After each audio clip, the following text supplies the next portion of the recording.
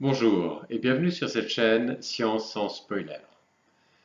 Alors nous avons déjà fait 3 vidéos sur la propagation de la lumière. Dans la première vidéo, nous avons considéré 2 expériences. D'une part, la lumière qui partait d'un point A pour arriver à un point B. La deuxième expérience était la lumière qui partait d'un point A pour arriver aussi à un point B, mais en ricochant sur un miroir qui se trouvait ici. Et ça, c'était la première vidéo. Dans la deuxième vidéo, nous avons considéré la réfraction, c'est-à-dire là vous avez de l'air et ici vous avez de l'eau, et puis vous avez un rayon lumineux qui passe cette surface de séparation, et nous avons vu qu'elle n'allait pas aller tout droit, mais qu'elle allait changer d'angle. Et puis à l'issue de cette deuxième vidéo, ben, nous avions une théorie de la propagation de la lumière sur laquelle la lumière prend le trajet qui permet d'aller d'un point à un autre dans le temps le plus court. Et puis dans la troisième vidéo, alors là, on a commencé à avoir des doutes sur cette théorie. Et dans cette vidéo aussi, j'aimerais aborder une quatrième expérience.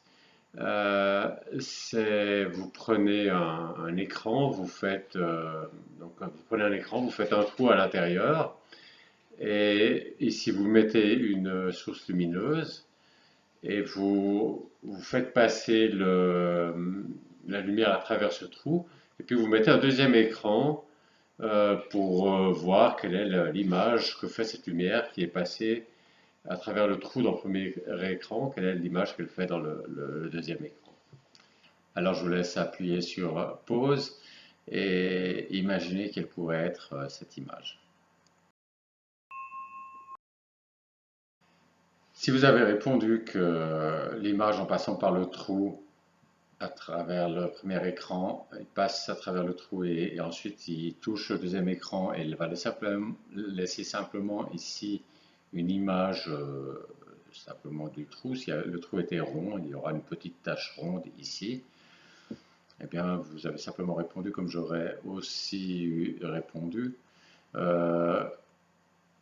D'autres ont peut-être imaginé que à partir de ce premier trou, ça va faire plutôt une sorte de cône dont la pointe est le premier trou, puis ensuite ça va de façon conique, donc ça va faire peut-être une tâche un peu plus grande sur le deuxième écran, une tâche un peu plus grande que la taille du trou, donc ça serait aussi une façon que j'aurais pu répondre. Mais de façon très surprenante, en fait, c'est pas du tout l'image qu'il y a sur le deuxième écran. En fait, il y a une série de cercles concentriques, une tache lumineuse au centre, auquel on s'attend, qui est en face, donc en face du trou, sur le second écran. Mais ensuite, il y a des cercles, il y a des cercles sombres, enfin sans lumière donc. Ensuite, un cercle lumineux, de nouveaux cercles sombres, etc. Donc c'est une image tout à fait surprenante. Soulignons que vous n'avez pas une image comme ça avec ces cercles concentriques si c'est un gros trou, ou si par exemple c'est la lumière qui rentre par la fenêtre de votre chambre. Là, il faut que ce soit un petit trou, et d'ailleurs, je mets en haut le link sur la vidéo d'où est prise cette photo, et vous verrez comment ces cercles changent en fonction de la taille du trou. Il faut rajouter aussi que ici c'est une lumière monochromatique. Alors avant de vous laisser réfléchir à pourquoi ça fait cette image-là, donc j'imagine que vous allez réfléchir sur comment la lumière peut-être sur le premier écran ricoche contre les bords du trou, et je ne sais pas quel phénomène se passerait pour avoir ces cercles sur le second écran. Avant que vous réfléchissiez là-dessus, je vous présente tout de suite une cinquième expérience qui est au fond la même que la quatrième, c'est-à-dire celle où il y avait un trou, mais cette fois il va y en avoir deux. deux trous dans le premier écran, deux trous petits, des petits trous, et situés assez proches l'un de l'autre. Et là encore, je vous laisse imaginer quelle pourrait être l'image sur le deuxième écran. Vous pouvez mettre cette vidéo sur pause et réfléchir à cette question. Bon, alors cette fois-ci, on ne va pas se faire avoir. On sait que quand il y a un seul trou, ça ne donne pas du tout simplement une tache de la grandeur du trou, voire une tache un peu plus grande que le trou sur le deuxième écran, mais ça donne des cercles concentriques. Donc maintenant qu'on sait ça, on imagine bien que lorsqu'il y a deux trous, on peut imaginer qu'il y aura donc les cercles concentriques qui correspondent au premier trou, les cercles concentriques qui correspondent au deuxième trou, et que ces deux séries de cercles concentriques vont simplement se superposer. Si on prend un point sur le deuxième écran où il y aurait eu de la lumière par un trou ainsi que par l'autre trou, ben on imagine que les lumières vont se rajouter. La lumière de l'un plus la lumière de l'autre. Eh bien, c'est relativement surprenant à nouveau. Le résultat expérimental n'est pas du tout ceci. C'est-à-dire, il peut arriver que un point sur le deuxième écran où on avait laissé passer la lumière que par un seul trou, eh bien, il y aurait eu de la lumière qui serait arrivée à ce point-là sur le deuxième écran, quel que soit le trou par lequel la lumière serait passée. Mais que si on laisse passer par les deux trous en même temps, simultanément, eh bien, il n'y a pas de lumière à ce point-là sur le deuxième écran. Et ça, c'est très étrange parce que c'est un peu comme si la lumière annihilait la lumière, c'est-à-dire la lumière qui est passée par un trou annihilait la lumière qui est passée par l'autre trou. Et ça, c'est passablement étrange, mais c'est la réalité expérimentale. Vous avez à l'écran le résultat d'une expérience, non pas avec deux trous, mais avec deux fentes. Deux fentes illuminées par une lumière monochromatique rouge. Et là, vous voyez donc ces franges, donc bien plus nombreuses que deux.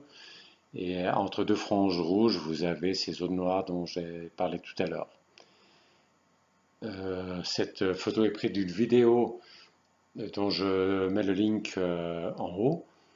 Et si vous regardez cette vidéo, vous verrez que si on prend une lumière blanche, alors l'image est un tout petit peu plus compliquée si on illumine ces deux fentes par une lumière blanche parce que il commence à y avoir une sorte de superposition de différentes couleurs, de franges de différentes couleurs. Et ça, vous pouvez le voir en cliquant en haut sur cette vidéo. Encore une information qui contient malheureusement un spoiler, en tout cas jusqu'au moment où j'aurai fait la vidéo sur ce sujet que je mettrai en link au sommet de cette page. Mais donc le spoiler, c'est que la lumière peut être vue comme étant faite de particules qu'on appelle des photons. Et ces particules peuvent être détectées par des détecteurs qui peuvent les détecter un par un.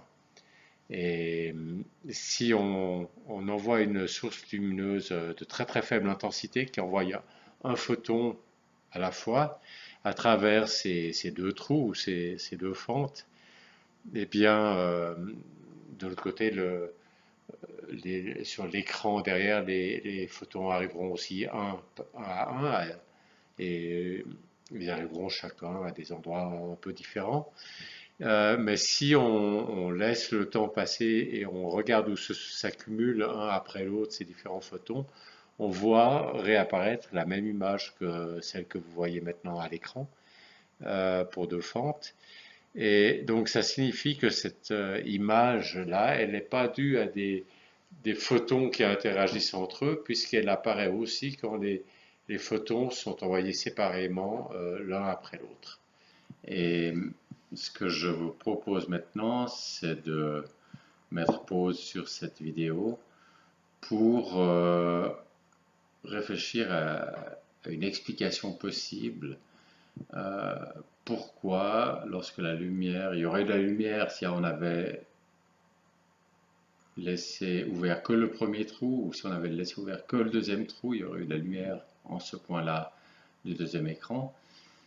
Mais pourquoi est-ce que lorsqu'on ouvre les deux trous, il n'y a pas de lumière à cet endroit? Je vous laisse trouver une explication. Une première idée qu'on pourrait avoir, c'est qu'il y a quelque chose, je ne sais pas exactement comment l'appeler, mais enfin quelque chose qui peut prendre la valeur plus 1 ou moins 1. Et quand ce quelque chose prend une certaine valeur, l'impression qu'on a de la luminosité qu'il y a en cet endroit, elle est égale à la valeur absolue de cette fonction. Par exemple, si la fonction est 1, alors la valeur absolue est 1. Si la fonction est moins 1, la valeur absolue est 1, donc puisque ça revient à enlever le signe. Et dans les deux cas, donc, on verra une luminosité de 1. Par contre, si on superpose, c'est-à-dire qu'on doit additionner les deux contributions, alors il se peut que par un trou, il y a quelque chose qui est apporté un plus 1, alors que par l'autre trou, ça a apporté un moins 1. Et qu'on ajoute 1, le plus 1, et qu'on soustrait, enfin on ajoute plus 1 et moins 1, ça va faire 0.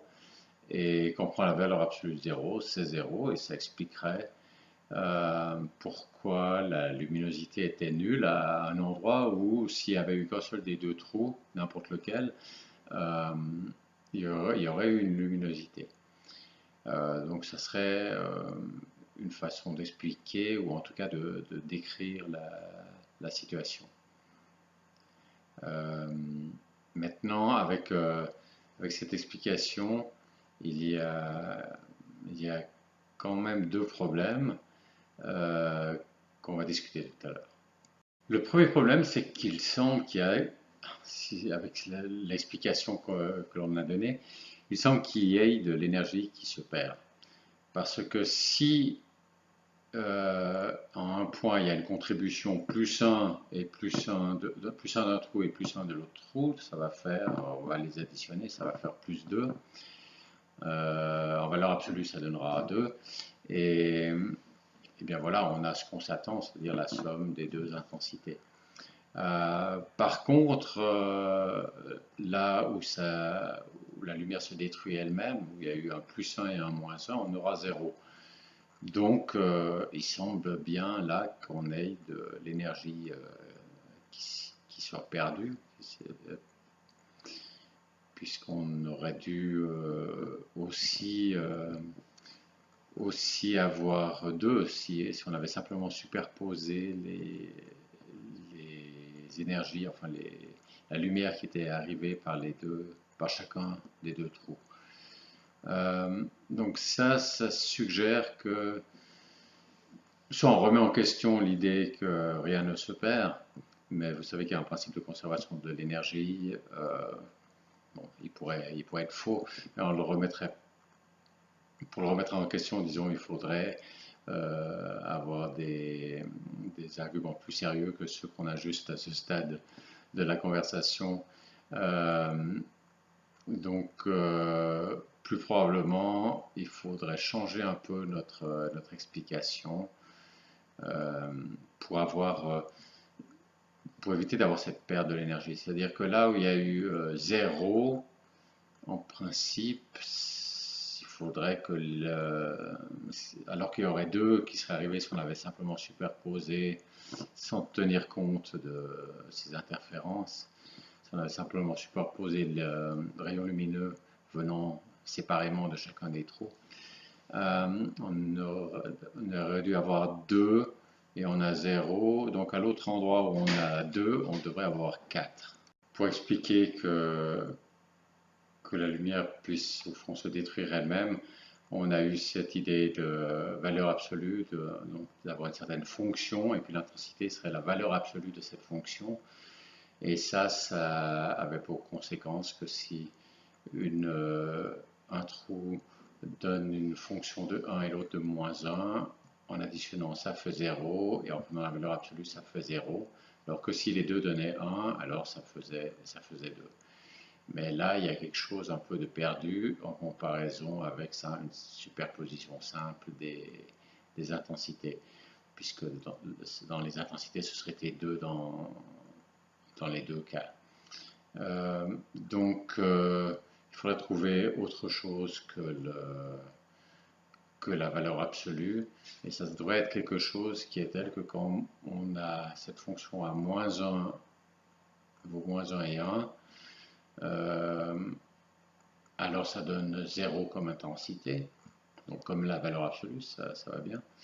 Mais quand ça donne 1 et 1, on aimerait que ça donne 4 comme intensité, de façon qu'en moyenne, la moyenne entre 0 et 4, ça fasse 2 et que ça soit la même moyenne que quand on fait une simple superposition de l'intensité lumineuse selon chaque trou pris séparément.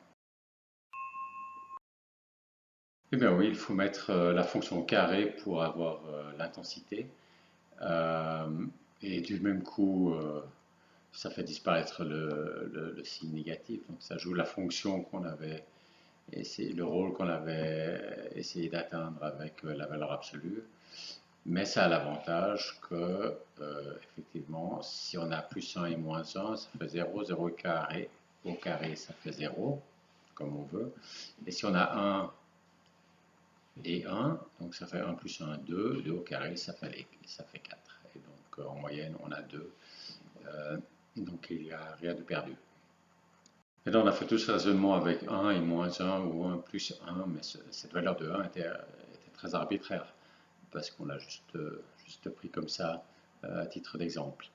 Donc ça serait intéressant de vérifier que notre méthode de mettre au carré fonctionne aussi pour un autre chiffre que 1. Alors essayons par exemple avec 2. Alors je vous laisse mettre sur pause cette vidéo et vite refaire le calcul avec 2 pour s'assurer que ça fonctionne aussi, et puis en même temps pour être sûr d'avoir bien compris le système. Alors si on a 2, donc une intensité de 2, pas une intensité, une fonction de 2 par un trou et aussi 2 par un autre trou, 2 plus 2 ça fait 4, on met au carré, ça fait une intensité de 16. Donc là où les intensités lumineuses se renforcent, on a 16. Et là où elles se détruisent, ça ferait 2 par un trou, et puis on aurait moins 2 par l'autre trou. Donc 2 moins 2, ça fait 0. 0 au carré, ça fait 0. Donc là où ça se détruit, ça ferait 0. Et là où ça se renforce, ça ferait 16. Et en moyenne, on a 8. Et si on compare avec juste superposer l'intensité qui vient d'un trou et puis l'intensité qui vient d'un autre trou, donc pas simultanément, mais en bouchant un, puis ensuite en bouchant l'autre, eh bien alors, que ce soit, il n'y aurait plus d'endroits, il n'y aurait plus de construction ou de destruction. Pour chacun de ces deux points, ce serait la même chose. Il y aurait 2 qui viendraient d'un trou, et puis 2 qui viendraient de l'autre trou. Et donc 2, c'est la fonction. Maintenant, si on veut l'intensité, les 2 qui viennent d'un trou, ça fait en fait une intensité de 2 au carré 4. Et les 2 qui viennent de l'autre trou, ça fait 2 au carré aussi 4. Donc il y a une intensité de 4 provenant d'un trou, 4 provenant de l'autre trou. Au total, ça fait une intensité de 8. Donc on voit qu'on retrouve la même moyenne qu'avec notre calcul, puisqu'on avait 16 et 0, une moyenne de 8. Donc il semble bien, c'est pas encore une preuve, mais il semble bien qu'en mettant au carré, ce soit bien mieux que de juste prendre la valeur absolue. Ça nous permet d'avoir des zéros, mais ça fait aussi que là où c'est constructif, ça fait plus que juste cumuler les intensités qui viendraient séparément de chaque trou pris séparément, mais ça fait plus que ça et ça compense au fond ce qui a été perdu là où la lumière s'est détruite. Là, au fond, comme si elle avait été transférée de l'endroit où elle s'est détruite à l'endroit où elle se renforce. Le deuxième problème, c'est que si on observe l'image sur le deuxième écran, lorsqu'on a fait deux petits trous rapprochés l'un de l'autre dans le premier écran, sur ce deuxième écran, l'image n'est pas constituée uniquement de zones noires et de zones brillantes. Il y a aussi des zones intermédiaires, il y a toute une graduation entre les deux. Et ça suggère que notre raisonnement de tout à l'heure était un peu trop caricatural avec des moins 1 et seulement des moins 1 et des plus 1, et que probablement il devrait y avoir des valeurs intermédiaires. Alors, résumons l'état de nos connaissances au stade actuel de la discussion. Euh, donc, nous avons cette expérience avec deux trous et ici un écran. L'intensité de la lumière sur cet écran, elle se calcule en additionnant un chiffre qui est lié à la lumière provenant d'un trou, le chiffre lié à la lumière provenant de l'autre trou, on les additionne et puis après on prend le carré. Donc si ces chiffres provenant des deux trous s'annulent, alors la somme fera 0 et puis on aura 0 comme intensité. Même si en bouchant un trou, alors ça ne se serait pas annulé et on aurait eu de la lumière s'il n'y avait eu qu'un seul trou, mais quand les deux trous sont ouverts, eh bien la lumière là s'annule. Et puis il y a d'autres endroits où elle se cumule et puis il y a des cas intermédiaires. Et la question que j'aimerais vous poser maintenant, c'est pourquoi est-ce que cette lumière, enfin ce chiffre associé à la lumière provenant d'un trou ou de l'autre trou, finalement, elle est à certains endroits de l'écran, ben, c'est le même chiffre qui vient des deux côtés, et puis à d'autres endroits, ben, ça s'annule. Donc ça veut dire que c'est pas simplement quand je suis sur cet écran, la lumière qui vient de ce trou-là, ça a toujours la même valeur. Ça dépend, la valeur qui est associée à la lumière provenant d'un trou donné, va dépendre de où je suis sur cet écran. Puisque des fois, c'est la même valeur que la valeur associée à la lumière provenant de l'autre trou, puis des fois, c'est pas la même valeur. Et la question, c'est comment ça doit dépendre de l'endroit où je me trouve sur l'écran. Alors je vous donne un indice, c'est que si vous avez ici les deux trous, et puis si je me place sur l'écran à équidistance de ces deux trous, donc au milieu, au fond là il y a une sorte il y a une symétrie, il n'y a pas de raison que la valeur qui soit associée à la lumière provenant de ce trou, ce soit un autre chiffre que la valeur associée à la lumière provenant de ce trou, puisque le problème est ici complètement symétrique si je me place sur l'écran à ce point-ci. Donc c'est assez naturel de penser qu'à ce point-ci, les deux valeurs vont être les mêmes et vont donc se cumuler. Et puis, par contre, on sait que si on s'écarte, alors ça va cesser de se cumuler. Et il y aura même un point à un certain endroit où ça va s'annuler. Donc je vous laisse réfléchir. Qu'est-ce qu'il faut supposer sur comment cette valeur associée à la lumière provenant d'un trou, comment elle y est associée justement, pour pouvoir espérer expliquer ce genre d'alternance de lumière, de zones lumineuses, de zones sombres et puis de zones intermédiaires. Alors, à vous de jouer.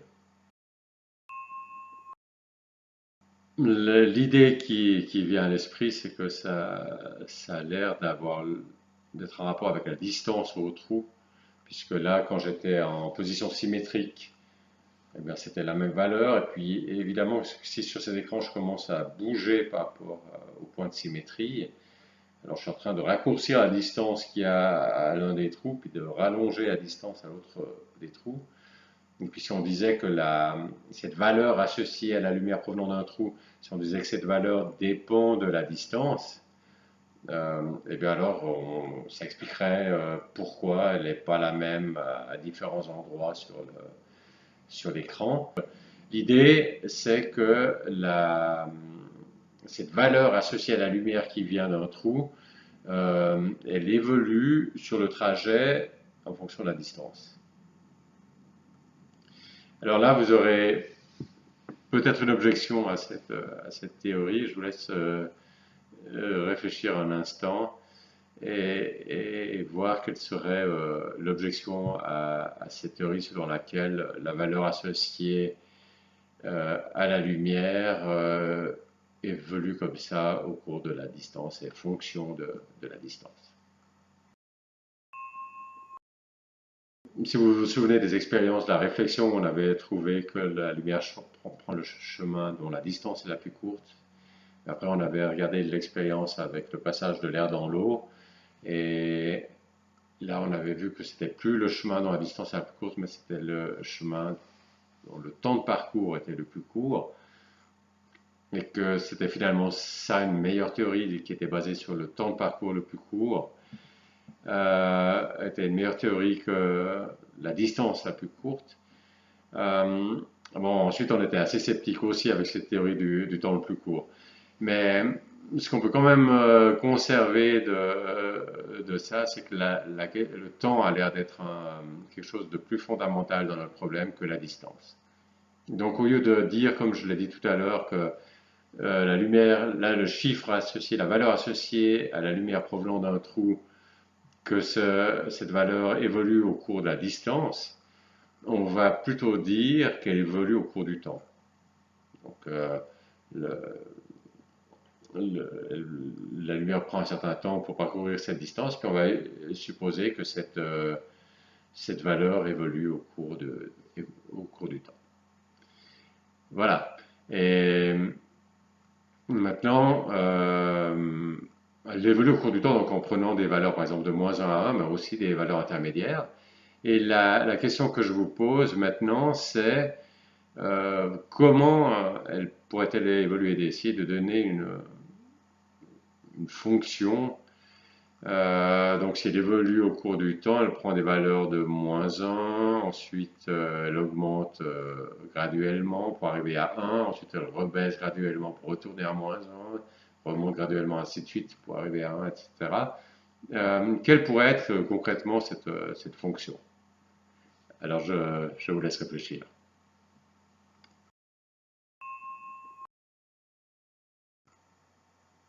Là, j'ai besoin maintenant de trigonométrie.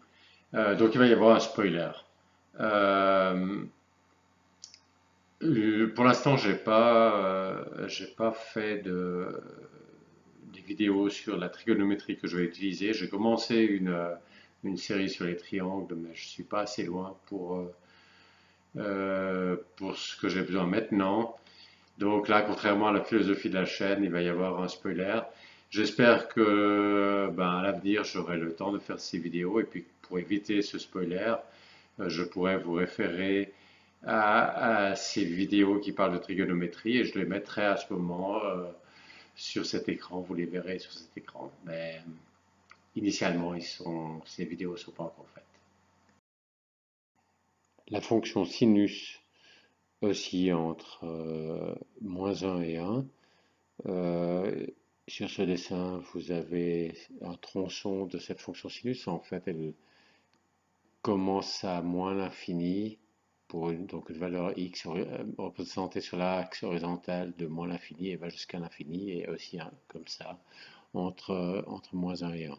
Il y a aussi la fonction cosinus représentée ici en rouge, donc c'est la même que la fonction sinus mais un tout petit peu décalée, qui elle aussi varie entre -1 et 1.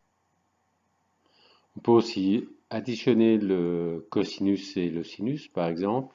Ça donne aussi une courbe qui est aussi cette fois plus entre -1 et 1, mais elle va un peu plus bas que -1 et monte un peu plus haut que 1. Donc, si on voulait le ramener à entre moins 1 et 1, il faudrait diviser ce sinus plus cosinus divisé par un facteur qui le renorme entre moins 1 et 1.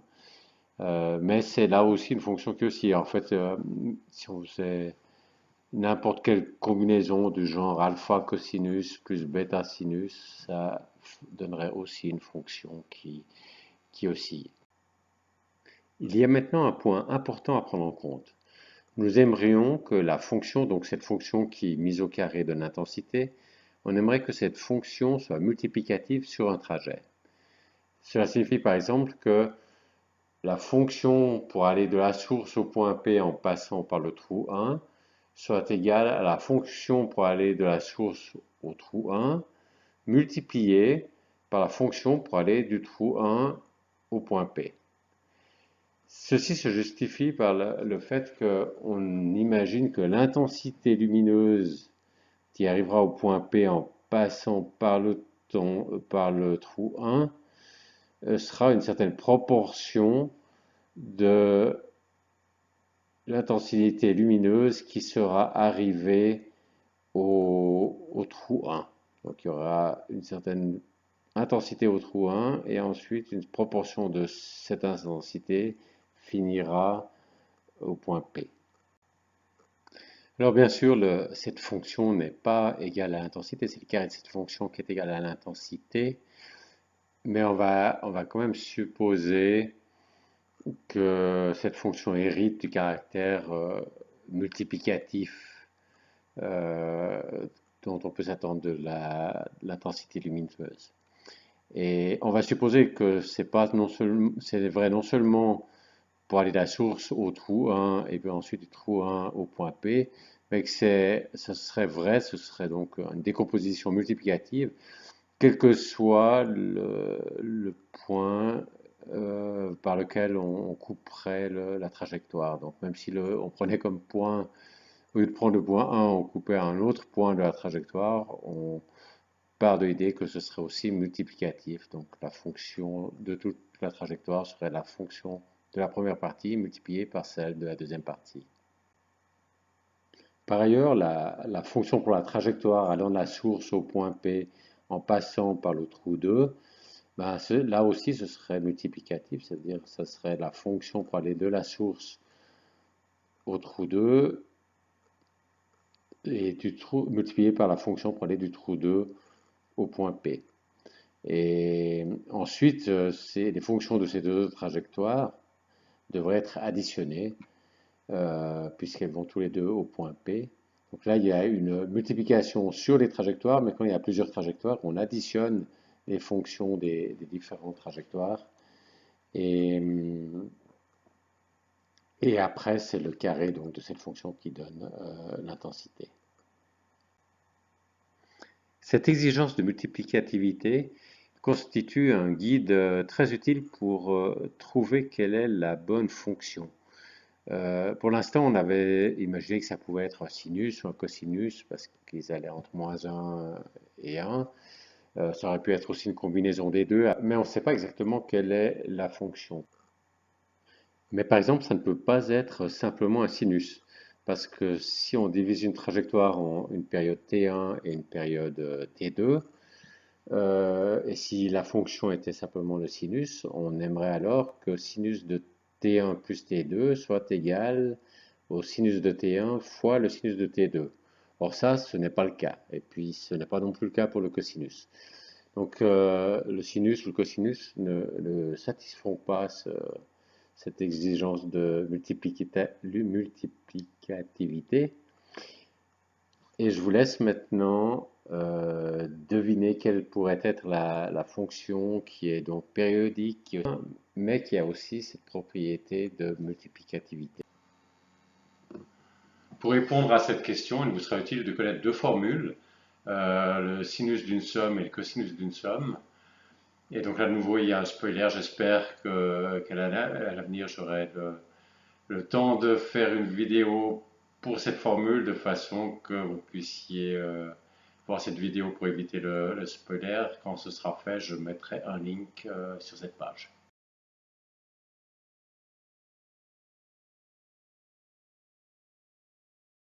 Alors, quelle est la combinaison de sinus et cosinus qui a cette propriété de multiplicativité? J'ai trouvé. Il suffit de faire le cosinus plus le sinus. Donc, si je fais Cosinus de T1 plus sinus de T1, tout ceci entre parenthèses.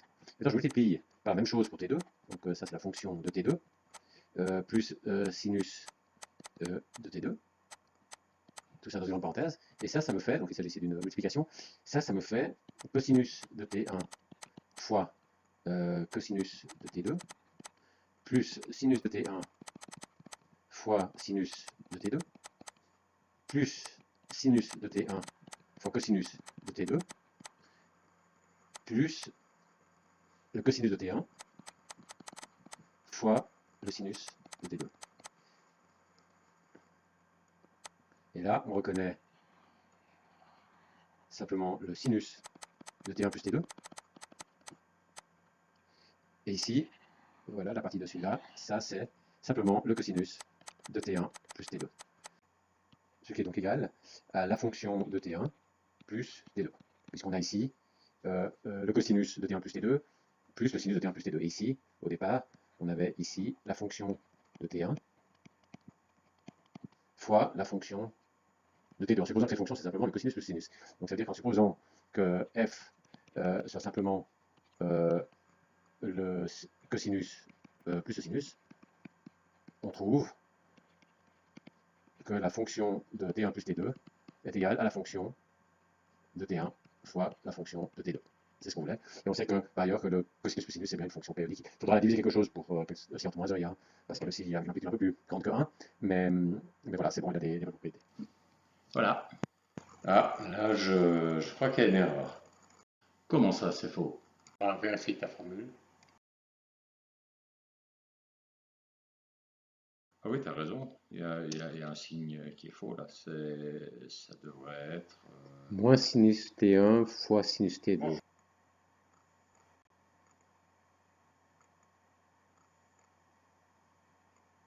Bon, ça ne veut pas dire que ton calcul est tout acheté. Il suffit de rajouter un i dans la fonction, donc avant du sinus. Et ça veut dire qu'il y aurait un i ici, il y aurait un i ici, et puis il y aurait un i devant toute cette partie là, et puis il y aurait un i carré ici. Et donc si on suppose que i carré égale moins 1, eh bien on a le bon signe ici, comme il le faut. Si on suppose que i au carré, ça fait moins 1. Il n'y a pas de chiffre qui, mis au carré, fait moins 1. Ok, je suis d'accord, il n'y a aucun nombre réel qui, mis au carré, donne moins 1. Mais il y a peut-être des nombres imaginaires. Alors, je le reconnais, là, on a mis i, on l'a appelé i comme imaginaire. Donc, voilà, tu mets un i là, tu as moins 1 à la fin, et ça marche. Ce serait pratique, mais c'est absurde. C'est peut-être absurde, mais c'est quand même pratique. Ok, je veux pas de nombre imaginaire dans le résultat final. Parce qu'au fond, le résultat final, ça va être une intensité, un truc comme ça doit être un chiffre réel, et là, je veux pas de nombre imaginaire. Premier juré. Premier juré, ben ça c'est vite dit. Parce que, ben, calculons par exemple l'intensité. Donc on a cosinus plus i sinus, donc cosinus de t plus i sinus de t. On le met tout ça au carré, ça devrait nous donner l'intensité. Et ben, ça fait quoi? Ça fait cosinus carré moins sinus carré plus 2 i sinus cosinus. Ben, voilà, là, tu vois, il y a du i dans l'intensité. Donc l'intensité, tu m'avais promis juré que ce serait, tu n'aurais pas de nombre imaginaire à la fin, mais là je calcule l'intensité en prenant le carré et j'ai déjà des nombres imaginaires là-dedans. Puis même si j'oubliais les nombres imaginaires, ben c'est cosinus carré moins sinus carré qui me resterait si j'oubliais ces nombres imaginaires. Et puis ça, c'est même pas nécessairement positif, parce que le sinus peut être plus grand que le cosinus, et à ce moment-là, j'ai une intensité négative. Donc, non seulement l'intensité, bon, elle n'est pas positive, elle peut être négative, et en plus, elle peut même être imaginaire. Donc là, on a sérieusement un problème. Alors, il y a un conflit en fait entre cette formule qui a l'avantage avec le i dedans, donc cosinus de t plus i sinus de t, qui est cette formule a l'avantage d'avoir cette propriété multiplicative qu'on voulait, mais elle a l'inconvénient que quand on met au carré, euh, il n'y a plus, ça donne un nombre imaginaire ou négatif, c'est n'importe quoi. Donc, il y a une tension entre la multiplicativité d'une part et puis avoir des choses raisonnables pour l'intensité, un nombre positif pour l'intensité. Alors, ben, il va falloir changer quelque chose. Et puis, euh, et puis la question, c'est qu'est-ce que c'est qu'il va falloir changer? Ce que je vous conseille, c'est d'essayer de changer le carré, de faire autre chose que de mettre au carré pour avoir l'intensité. Alors, je vous laisse réfléchir. Quelque chose d'autre que le carré. Une possibilité, ce serait simplement quand j'ai un nombre imaginaire. Parce que bon, finalement, mon problème, c'est que j'ai un nombre imaginaire et je ne peux pas juste le mettre au carré pour avoir l'intensité, parce que si je mets au carré, ça me donnera pas un nombre réel positif nécessairement, pas nécessairement un nombre réel positif. Donc il faut que je trouve une autre façon que de mettre au carré. Alors, une première façon, ce serait de dire, ben, j'oublie la partie imaginaire. Si j'ai par exemple un nombre imaginaire qui est du genre a plus i fois b, j'oublie le i fois b et je dis c'est juste a au carré. Et ça, c'est quand même un tout petit peu extrême comme façon de procéder. Ça a l'avantage que, disons, dans le cas où il n'y a pas de partie imaginaire, ou le cas où b est nul, ben, ça me redonne le même résultat qu'avant, quand je prenais le carré de façon habituelle. Euh, mais c'est quand même assez drastique et un peu extrême dans le sens que j'oublie complètement la partie imaginaire. Et ça paraît un peu exagéré parce on en avait eu besoin. Enfin, finalement, on a abouti à une formule avec des nombres imaginaires pour avoir la multiplicativité. Ça paraîtrait un peu étrange qu'on puisse simplement oublier comme ça cette partie imaginaire. Alors, une autre façon de faire qui laisse pas complètement tomber la partie imaginaire, ça serait de dire si j'ai le nombre a plus i fois b, je, le, je lui fais correspondre a carré plus b carré. Alors, au fond, j'ai oublié le i, mais j'ai pas oublié le b. Et là, ça me donne un chiffre qui est toujours positif. C'est d'abord toujours un chiffre réel. Il n'y a plus de partie imaginaire puisque j'ai oublié exprès le i. En plus, a carré plus b carré, c'est nécessairement un chiffre positif. Donc ça, c'est bon pour une intensité lumineuse. Et donc ça paraît assez prometteur. En plus, on peut se dire un nombre imaginaire a plus ib. Au fond, il y a deux chiffres à connaître. Pour connaître un nombre imaginaire, il faut connaître le a et le b. Donc c'est un peu comme un couple de chiffres, quoi. Et un couple de chiffres, je pourrais le représenter sur un graphique, avec un axe horizontal. Sur l'axe horizontal, je pourrais mettre la valeur A. Sur l'axe vertical, la valeur B. Et puis j'aurais un point imaginaire, il serait représenté par sa valeur A et sa valeur B. Et puis quand je fais A carré plus B carré, alors excusez-moi, là je vais encore faire un spoiler. Parce que je vais parler du théorème de Pythagore. J'espère qu'à l'avenir, j'aurai le temps de faire une vidéo sur le théorème de Pythagore et à ce moment-là, ou une série de vidéos en fait pour que vous puissiez découvrir vous-même le théorème ou redécouvrir vous-même le théorème de Pythagore. Et puis quand j'aurai fait cette vidéo, ben, je la mettrai quelque part ici le link. Donc vous pourriez cliquer dessus et puis éviter tout spoiler, mais pour l'instant je ne l'ai pas faite. Euh, donc, euh, donc voilà, il y a un spoiler. Mais vous voyez que si vous avez un point ici, c'est A sur cet axe et B sur cet axe. Et si vous connaissez le théorème de Pythagore, vous savez que A carré plus B carré, c'est en fait le carré de la longueur qui relie l'origine au point. Donc il y a une interprétation assez finalement assez simple et assez naturel de ce a carré plus b carré. C'est une sorte d'extension du carré, mais pour les nombres imaginaires, on appelle ça la norme au carré en fait. A carré plus b carré est la norme au carré. Alors on va prendre ça pour calculer l'intensité, puisque maintenant on est avec des nombres imaginaires. On va plus prendre au carré, mais on va prendre la norme au carré de ce nombre imaginaire. Et puisqu'on est en train de représenter graphiquement ces nombres imaginaires dans un plan, vous pouvez aussi regarder, et là encore il y a du spoiler parce qu'il faut connaître la trigonométrie, mais vous pouvez vous convaincre que la formule qu'on avait là, cosinus de t plus i sinus de t, au fond, si je marque tous ces points, je commence avec un point et je fais varier simplement t, ça va me donner des points qui sont sur un cercle. Donc au fond, ça revient, pour ces nombres imaginaires, au cours du temps, simplement, ils tournent sur un cercle. C'est périodique parce qu'après, ça revient au point de départ. Et voilà, c'est une visualisation de notre fonction. Peut-être encore une petite parenthèse sur cette représentation des nombres imaginaires dans le plan.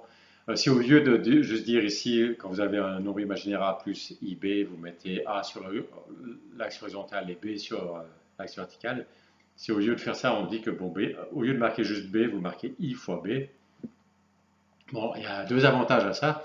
Le premier, c'est que sinon vous risquez de confondre où c'est qu'on met le A ou où c'est qu'on met le B. C'est-à-dire, est-ce que le A il est sur l'axe horizontal ou sur l'axe vertical?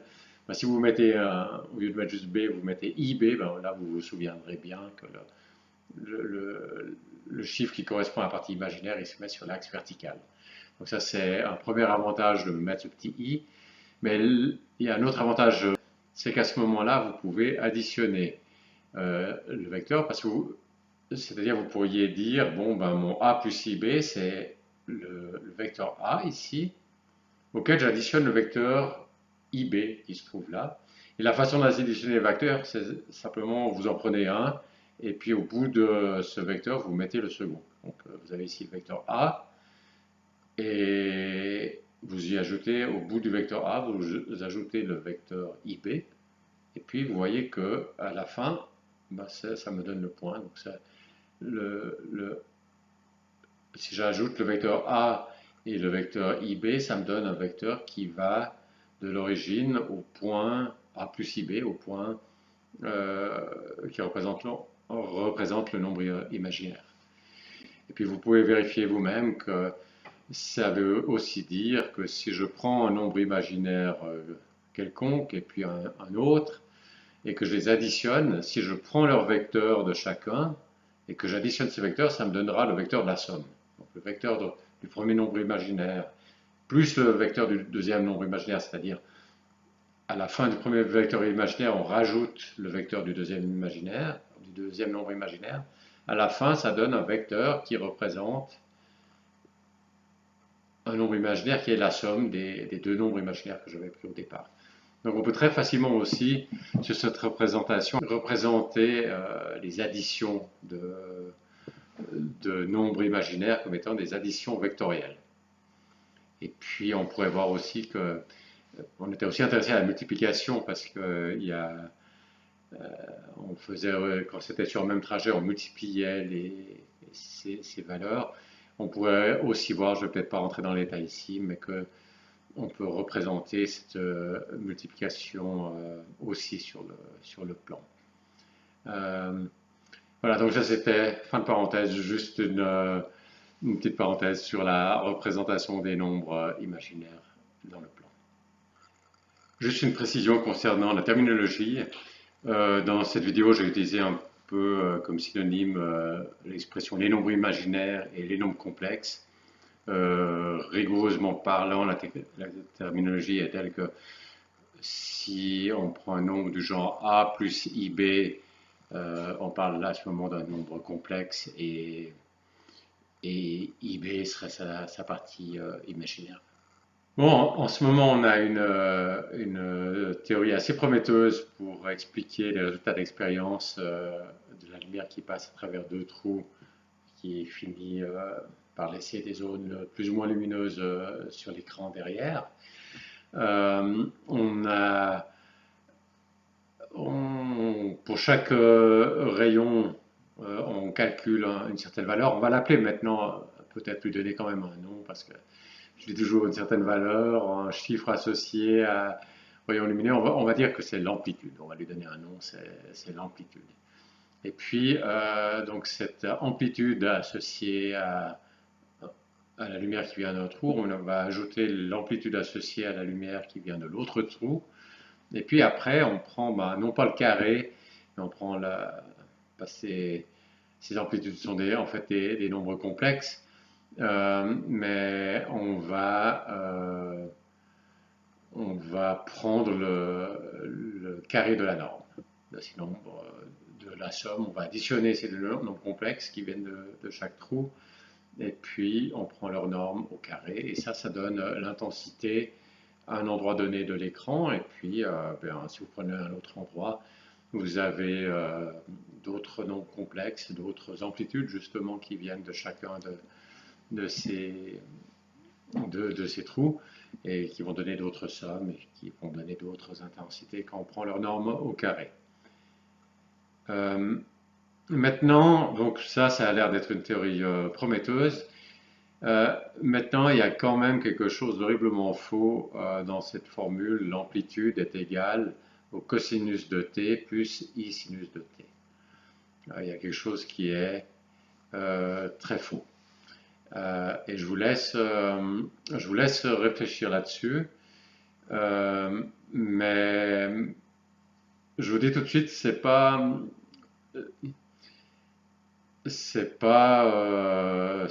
n'avez pas besoin de regarder toute cette vidéo depuis le début pour voir à quel moment on a pris une fausse route. Parce qu'en fait, c'est quelque chose que vous montrez à n'importe qui a un peu l'habitude de regarder des formules, et il verra tout de suite que c'est faux. Sans même connaître toute l'histoire, sans même savoir de quoi il s'agit en fait. Et ça, c'est assez cool, c'est qu'il y a des façons des fois de trouver des erreurs sans même rien comprendre au sujet. Donc là, tout ce que vous avez réellement besoin de savoir, c'est que le sinus, c'est aussi vrai pour le cosinus, c'est le sinus d'un angle, et puis le cosinus, c'est aussi le cosinus d'un angle. Et puis, si vous tenez compte de ça, vous voyez que notre formule, l'amplitude est égale au cosinus plus i sinus. Donc, l'amplitude est égale au cosinus de t plus i sinus de t. Cette formule est nécessairement fausse. Alors, à vous de jouer. Ben oui, le cosinus, c'est le cosinus d'un angle, et puis nous, dans notre formule, on a le cosinus d'un temps. Le temps, ça peut être en secondes, en heures, en minutes, en tout ce que vous voulez, mais c'est en unité de temps, et donc pas en unité d'angle. Donc, il y a quelque chose de faux à prendre le cosinus d'un temps, alors qu'il faudrait prendre le cosinus d'un angle.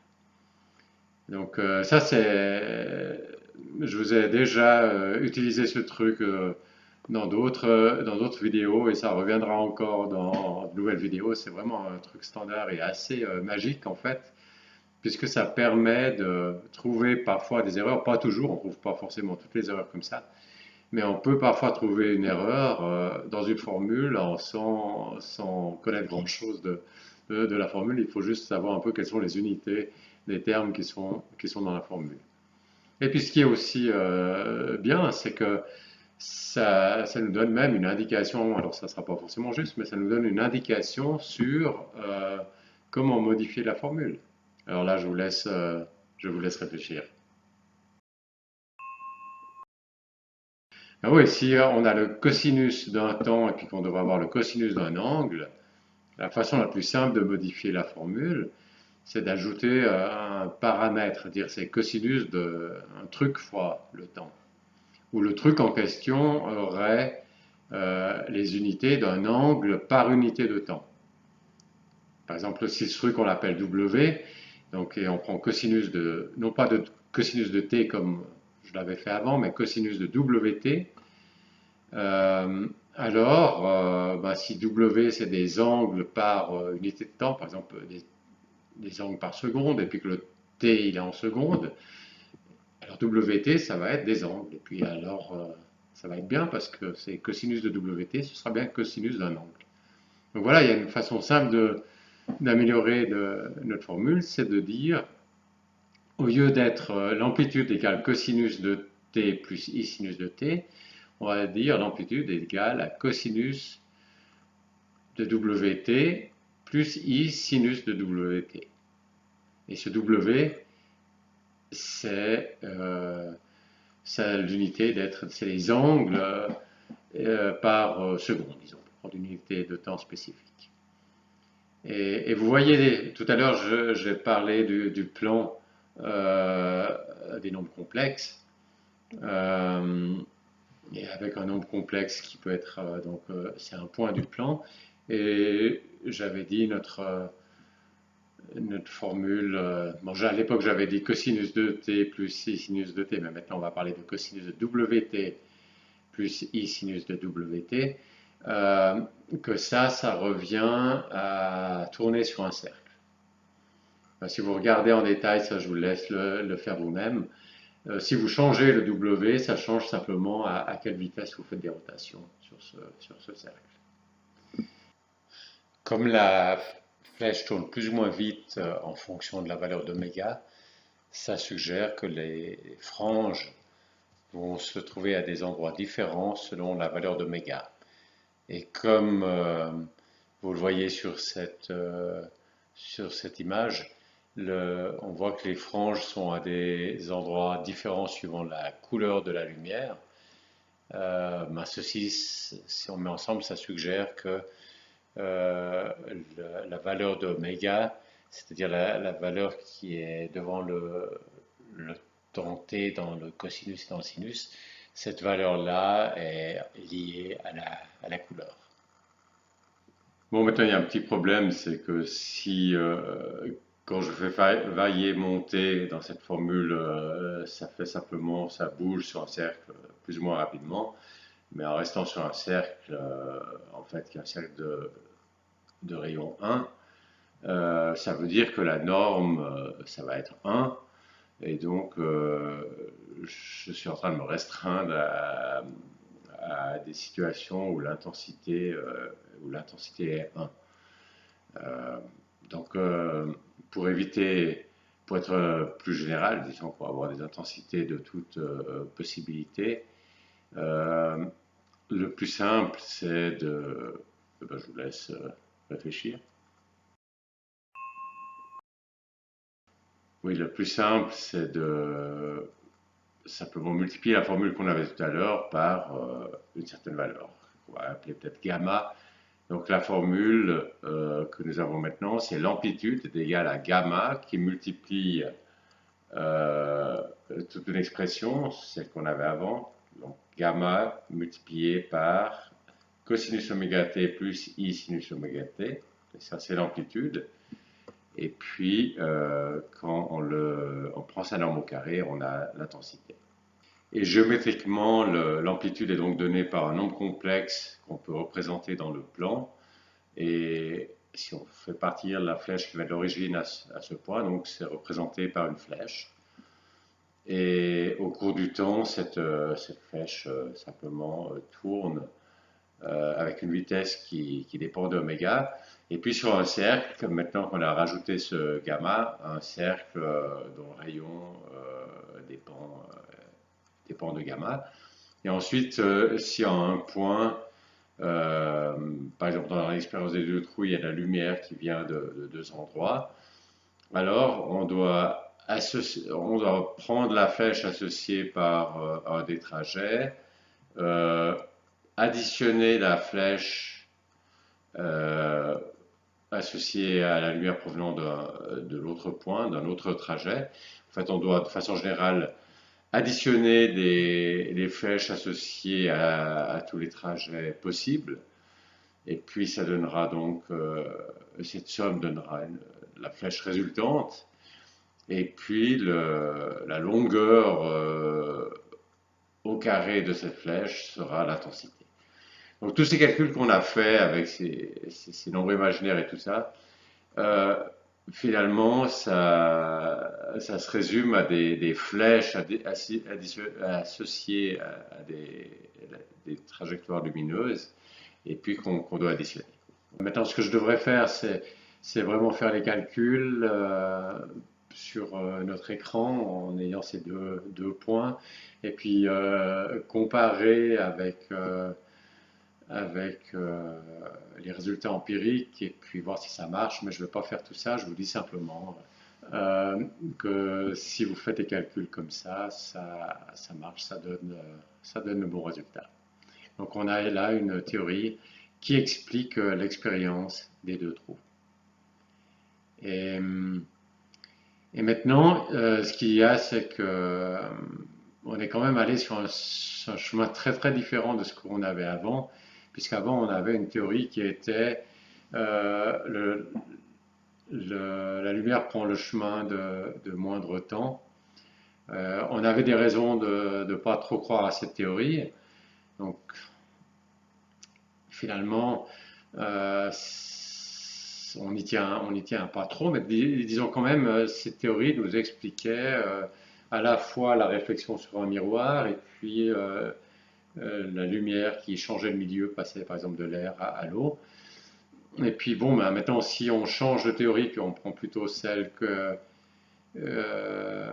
a trouvée dans l'expérience des deux trous, ben, on ne veut pas quand même avoir une théorie par expérience, disons. Puis après, que chaque fois qu'il y a une expérience, se demander quelle théorie il faut prendre. On veut une théorie unifiée de la lumière. Là, on est dans la lumière, on est sur la trajectoire de la lumière. On veut quand même une théorie unifiée qui nous permette de comprendre quelle est la trajectoire de la lumière. Et donc la question, c'est est-ce que la, la théorie de la lumière qu'on a maintenant avec ces nombres complexes et tout ça, qu'on a eu en réfléchissant sur l'expérience des deux trous, est-ce que cette théorie-là peut nous expliquer les expériences précédentes, euh, changement de milieu, réflexion sur un miroir, ou déjà tout simplement pourquoi la lumière va en ligne droite d'un point A à un point B. Alors ça, c'est ce qu'on va voir dans la prochaine vidéo. Et j'espère que cette vidéo s'y vous a plu et que je vous retrouverai pour la prochaine vidéo.